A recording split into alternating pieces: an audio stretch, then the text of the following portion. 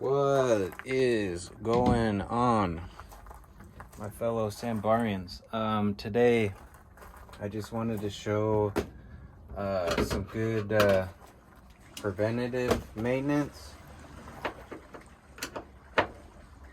Ducks are going pollo, going el patito loco over there. So let's say you just got a sandbar, or you've had one and you haven't really gotten this far into checking things out. I'll give you a little tip today on some good preventative maintenance. So first, you're going to want to take your cover off. And this goes for KS's, KVs, same.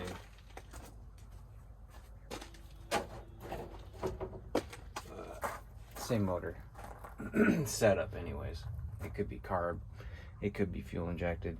This is a 97 Diaz, so it is fuel injected. So these, like all cars, have a breather coming off of the valve cover, which is usually a PCV valve on newer cars, coming from the valve cover to your valve box, your your air cleaner box.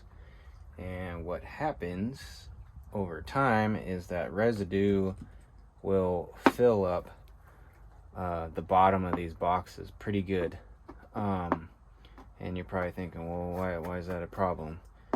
Well, from experience on my Mini Cooper that's supercharged, that oil, or the blow-by, if you will, goes into, let's say, it goes into the intercooler. Well, what happens is that oil blocks up the channels in the intercooler, and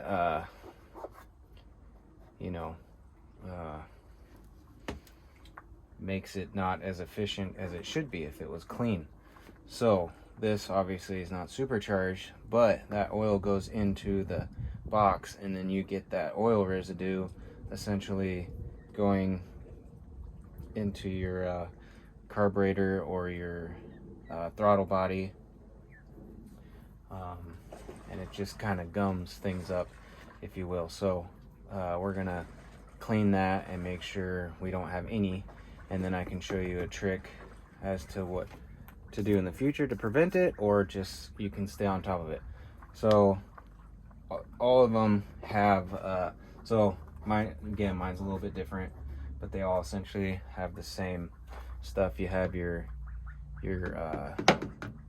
cold air, if you will, tubing on the edge of the box that goes actually all the way up to the front of the cab, which is crazy. It goes through the frame rail to the back to your intake.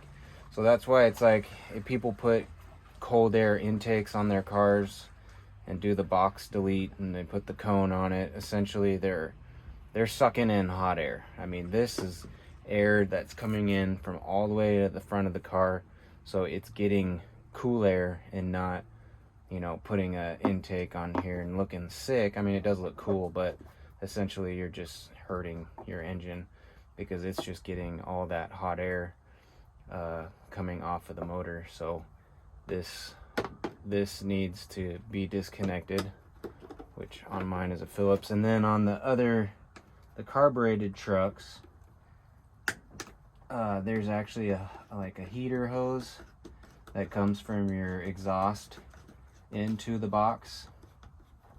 And what's cool about that is there's like a thermostat style spring or a flap inside the valve in the air box.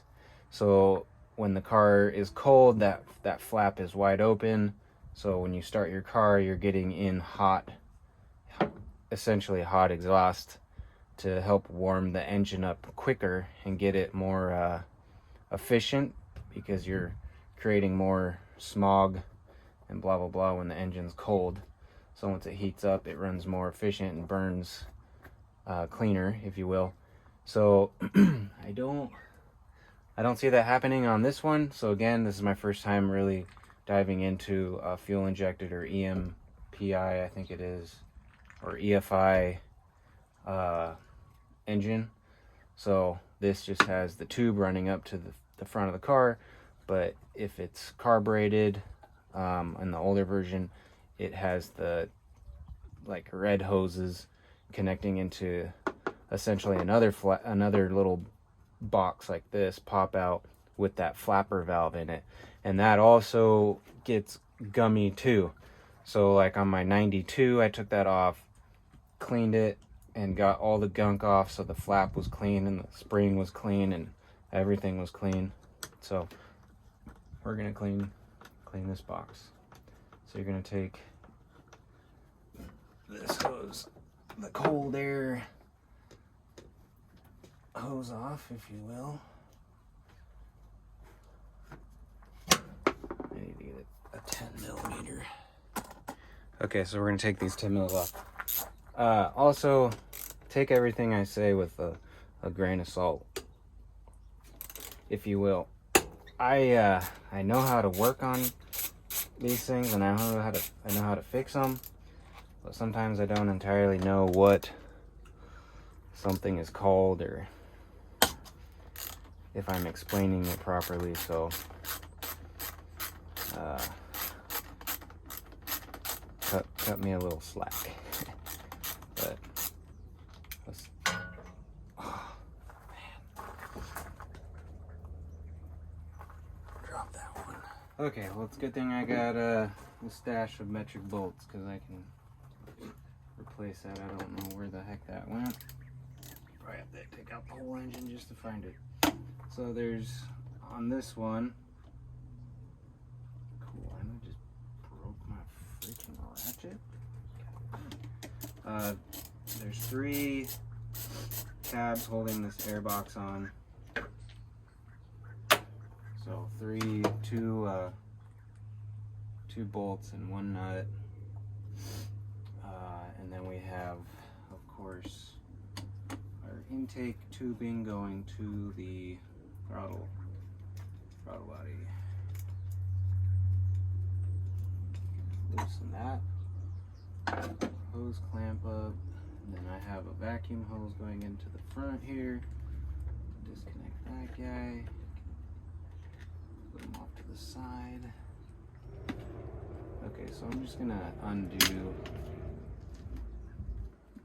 the top of the air box.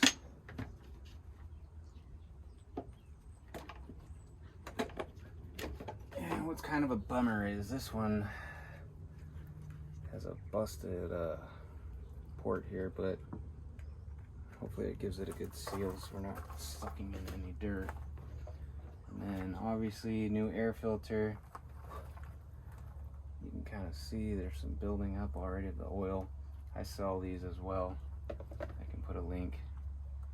So here we go. Here's, oh, and there's that line coming in from the valve cover into the box. You have to disconnect that as well. It's just a little kind of a squeeze clamp.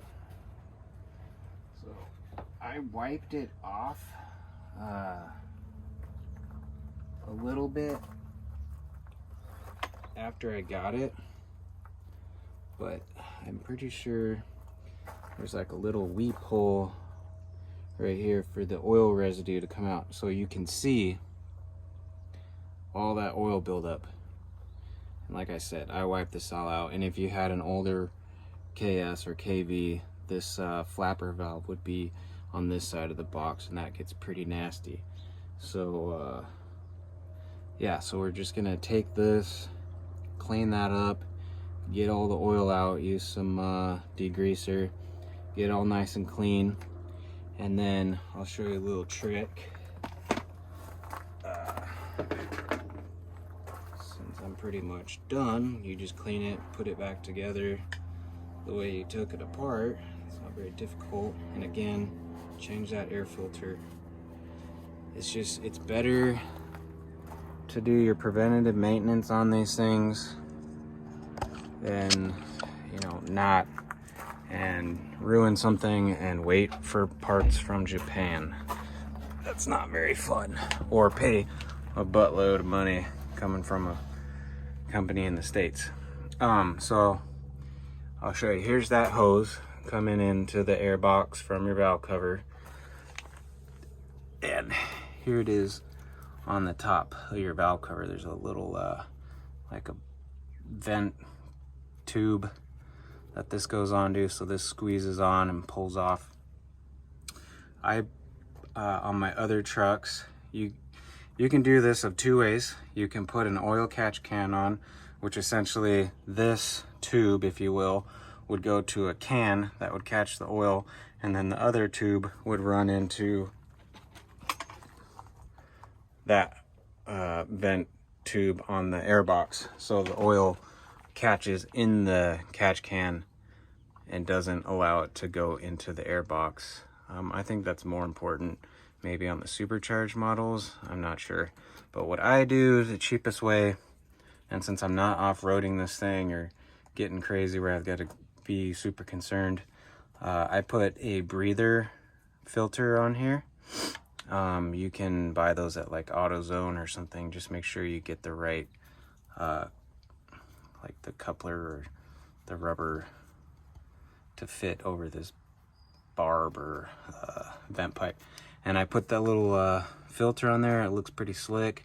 I mean, it's just like how the old school cars used to do it, but technically it's not carb legal because you're just letting oil air go into the air and it's not burning it off in the engine. But not too concerned about that on these older vehicles.